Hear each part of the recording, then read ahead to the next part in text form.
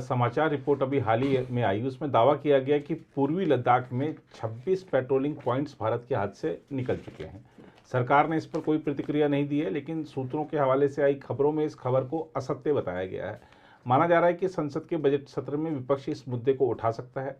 आपको क्या लगता है, वाकई इस खबर में कोई दम है जो ऐसा बताया गया कि ऐसे बात रखी गई? अभी जो डीजीपी की जो और आईजी की जो प्रेस कॉन्फ्रेंस हुई थी, उसमें प्रधानमंत्री मौजूद थे, गृह मंत्री मौजूद थे, वहां पर ये बात आई सामने। बिल्कुल नीरज जी, ये सही कहा आपने। ये एक पेपर प्रेजेंट किया गया था, एक आईजी SF उस साइड के, उन्होंने अपना एक पेपर वहाँ प्रेजेंट किया जिसमें उन्होंने दिया था। तो इस बारे में देखिए, एक चीज़ तो बड़ी क्लियर है कि वहाँ कोई डिमार्केशन तो है नहीं जी। जैसे पाकिस्तान के साथ हमारा बॉर्डर है, बड़ा क्लियर है जी, वेल डिफाइंड है, बॉर्डर पिलर्स हैं, तो कोई वो नहीं है। जी। LC है, लाइन ऑफ कंट्रोल, लेकिन वो भी डिफाइंड है। लाइन ऑफ कंट्रोल की ये लाइन है, आप इधर कंट्रोल कर रहे हैं, हम इधर कंट्रोल कर रहे हैं, वो भी लाइन डिफाइंड है ग्राउंड पर। जहाँ की मीटिंग होती रहती है तो वो चलता, हालांकि छिटपुट घटना होती रहती थी आगे पीछे, कभी वो इधर बैठते थे, यहाँ बैठते थे, लेकिन वो उतनी नहीं है क्योंकि डिफाइंड है कि भाई आपको इधर से उधर रहना है। और जो डिफेंसेस भी वहाँ लिए गए हैं वो इसी के बेस पर है जी। ये लाइन है, ये आप पीछे बनेंगे। हमने जो वहाँ वायर्ड जो ये बाड़ बनाई है डिफेंसेस के लिए, वो भी जो है उस लाइन से थोड़ा पीछे बनी है, उसको मतलब उसको रिस्पेक्ट करते हुए कि ये लाइन है जी, जी। वो करते हुए, जबकि पाकिस्तान में आईबी पर, हमने आईबी पर पूरा बना हुआ है जी। तो लेकिन जहां तक ये चीन का है, वहां पर तो कुछ वेल डिफाइंड फीचर है ही नहीं जी। वहां पर जैसे जब हम आते हैं मैक्सिमम जगहों पर या तो कहीं पत्थर इकट्ठे कर दिए कि भाई यहां तक है पेट्रोलिंग के लिए। हर जगह हमारे भी सेना नहीं है, उनकी भी नहीं है, और वो आते थे पेट्रोलिंग करने के लिए, तो वो पेट्रोलिंग पार्टी उनकी आती थी, लेकिन ऐसे नहीं आते थे कि बस घूमते घामते चले आए, वो भी अपने, हालांकि ये था कि पेट्रोलिंग में हथियार कोई नहीं लाएगा जी। तो हथियार वो नहीं लाते थे, लेकिन हथियार वो अपने पीछे रख के आते थे जी। ये नहीं कि छोड़ दें। हम थे वहाँ, हमने देखा कई बार उनकी पार्टी आ रही है पेट्रोलिंग की, पीछे कुछ दूरी पर 500-700 मीटर पीछे पूरा हथियार डिप्लॉय किए, और बाकी आदमी जो आते थे वो खाली आते थे। उनके साथ एक पॉलिटिकल कमिश्नर आता था जो हिंदी में वही बोलता था, बाकी तो उनके हामी और जो बाकी थे वो समझते नहीं थे जी। और हमको भी ऑर्डर था, हम जाते थे लाइन, उसके लाइन के साथ, और हम भी हथियार के बिना, और वही जो बात नॉर्मली बात, कोई ऐसी बात होती नहीं थी। लेकिन कई जगह पर ये भी नहीं था कि कोई डिमार्केशन हो जी। सिर्फ ये था कि बस आइडिया है, एक बफर जोन बन गया, नो मैन जोन बन गया कि भाई आप इससे पीछे रहिए, हम इधर आएंगे, उस बीच में कोई नहीं जाएगा जी। जिसको कि, और ये पेट्रोलिंग पॉइंट्स बाद में हुए मैकेनिज्म, आपको पता है कितने सालों से बातचीत चल रही है। 17 तो अभी हो गए, 18 टॉक्स तो इसी 2 साल में हो गई, जो कि आज तक दुनिया में कहीं नहीं हुई है मिलिट्री कमांडर्स के बीच में इतनी, उसमें जिसका कि रिजल्ट जो चाहिए वो नहीं आया है। तो ये पेट्रोलिंग पॉइंट्स इनके हिसाब से जो इन्होंने दिया है, 65 पेट्रोलिंग पॉइंट्स होते थे, जो कि इनका कहना है कि अब वो 26 रह गए हैं जी। और रीजन ये है कि पहली बात तो कि विंटर्स में हम बिल्कुल खाली करते थे, आपको पता है कि वो क्या कंडीशंस हैं टेरेन के हिसाब से, वेदर के हिसाब से, जहां आप मतलब रह ही नहीं सकते, इतनी तेज हवा वहां पर कि कुछ बचता नहीं है। हमारे पास इक्विपमेंट था ही नहीं जी।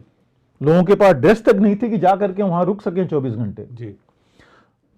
हथियार उस टाइप के नहीं थे। लड़ाई आपको पता है 62 में लड़े हम लोग, हमारी जो राइफल्स थी उस समय 303 वो बंद हो जाती थी, चलती नहीं थी, मतलब। और उसके बाद भी इतने, मैंने अभी जो हम लोगों ने बात की कि हम पाकिस्तान सेंट्रिक ज़्यादा थे जी। इधर की सोचते नहीं थे जी। कि इधर का क्या होगा। अब जब ये हुआ तब ये शिफ्ट आई और तब इस पर सोचना शुरू हुआ। पहले होता था उनकी, वो आते थे पेट्रोलिंग में 1-2 दिन रुकते थे, चले जाते थे, जबकि रुकने का एज पर एग्रीमेंट था नहीं जी। इवन 1993 का जो एग्रीमेंट उनके साथ हुआ था उसमें भी यही था कि वो आएंगे एक जो लिमिट है वहां तक, और उसके बाद चले जाएंगे, रुकेंगे नहीं, लेकिन उन्होंने वो माना नहीं। अब उन्होंने क्या किया, बीच में आकर के उन्होंने अपनी सेंट्री पोस्ट बना लिया। अब जो सेंट्री पोस्ट बन गई उन्हें परमानेंट फीचर हो गया एक जी। उनका, हमने रोका नहीं, वहाँ पर। और एक चीज़ और बड़ा देखने की ध्यान देने की चीज़ है कि वहाँ का जितना जो भी LAC है, मैक्सिमम तो वहाँ पर हम आर्मी नहीं है, बल्कि वहाँ आपको पता है कि ITBP है, इंडो तिब्बतन बॉर्डर पुलिस, जो कि होम मिनिस्ट्री में जो कंट्रोल करती है। तो एक ये भी थोड़ा डायकोटमी है कि दोनों का वो कंट्रोल में नहीं है आर्मी के, वो अपना अलग उसमें चलते हैं, अलग उनका सिस्टम है। मीटिंग्स होती रहती हैं, लेकिन जब बात बढ़ जाती है फिर आर्मी को वहाँ जाकर के एक्शन करना पड़ता है। तो ये कुछ चीज़ें थी जिसकी स्टडी में पहले रिपोर्ट गई थी कि किस तरह इस पर काम चलना चाहिए, और चीज़ें अभी थोड़ा सा हुआ भी है ठीक, लेकिन ये रिपोर्ट चूंकि इन्हीं से आई है जी। ये तो मैं कहूँगा कि प्रॉब्लम तो वहीं से शुरू हुई जी। कि ये होने नहीं देना चाहिए था जी। वहाँ पर, और गलतियाँ हुई हैं क्योंकि लोग, जैसे मैंने कहा, जो भी यूनिट वहाँ जाती थी रहने के लिए, चाहे ITBP की थी, आर्मी थोड़ा पीछे थी, ये लोग जाते थे, टेन्योर होता था कि भाई 1.5-2 साल या 6 महीने 8 महीने जो भी टेन्योर है उतना करेंगे और अपना काम करके, मतलब टेन्योर पूरा करके आ जाओ। अदरवाइज अगर ध्यान दिया होता तो ये सिचुएशन नहीं आनी चाहिए थी जो आई। और आप देखिए भी मैक्सिमम हमारी जो प्रॉब्लम इसमें भी हैं, वो जो हुई हैं, आप वही अगर आप देखें, ये जो 65 हमने कहा था, ये काराकोरम से चुमर तक की थी, पूरी LAC पर थी।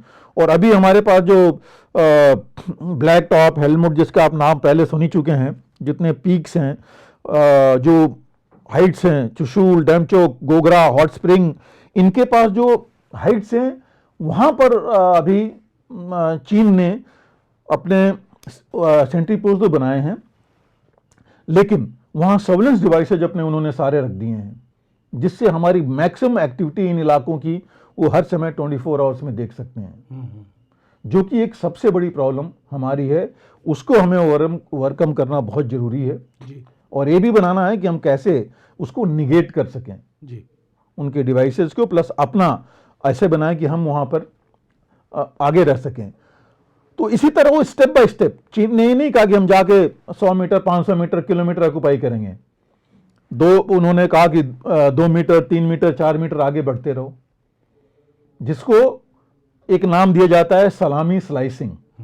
सलामी आप काटते हैं छोटा छोटा, बिल्कुल पतले पतले पीस, उसी तरह आप काट काट करके आगे बढ़ते रहिए। तो ये एक मतलब इसको, इस टैक्टिक्स को नाम ही दिया गया है सलामी स्लाइसिंग की टैक्टिक्स, जो कि चीन करता रहा जी।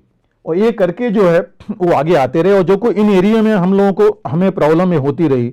इसलिए ये बहुत जरूरी है कि पहली बात तो हम आगे बढ़ने नहीं दें उनको, और बातचीत करें इन जगहों पर कि जहां पर ये आ गए हैं, कि कैसे इनको यहां से पीछे जाने के लिए बताया जाए, जो एडवांटेज इनको मिली है वो निगेट हो, और हम एडवांटेज लें, कहीं ना कहीं हम आगे बढ़ें, हम डोमिनेट करें, जिससे कि हम आगे के लिए ये हमें फायदा हो सके इसका। ये बहुत जरूरी है। यस, पहली बात कि ये तो चूंकि सरकार की प्रतिक्रिया नहीं आई है, प्रतिक्रिया तो यही आई है कि ऐसा नहीं है, नहीं हुआ है, और चूंकि सरकार ने कहा है तो हम विश्वास रखते हैं, हम ये नहीं कहेंगे कि गलत है, बट हम कहेंगे फिर भी कि अगर ऐसा हुआ है, हालांकि सलामी स्लाइसिंग या और भी रिपोर्ट्स में हमने देखी हैं, बाहर के, इनफैक्ट ये रिपोर्ट में एक देख रहा था, ये ब्रिटिश इंटेलिजेंस की, उसमें भी था, और ये पॉलिसी है, ये नहीं है कि नई चीज़ है, पॉलिसी है चाइनीज आर्मी की। तो ये हमें इसके ऊपर ध्यान देना बहुत जरूरी है। अगर हुआ है तो ये बातचीत इसके ऊपर होनी चाहिए, और आगे ना हो, और हमको भी ऐसी जगह ढूंढनी चाहिए जहां कि हम जा करके अपना स्ट्रेटेजिक पॉइंट ले लें, जिससे कि हम उनको डोमिनेट कर सकें। अगर आप भी लेना चाहते हैं देश दुनिया की तमाम जानकारी, तो आज ही सब्सक्राइब करें हमारे चैनल को, साथ ही नीचे दिए बेल आइकन को जरूर दबाएं ताकि हर अपडेट आप तक पहुंच सके।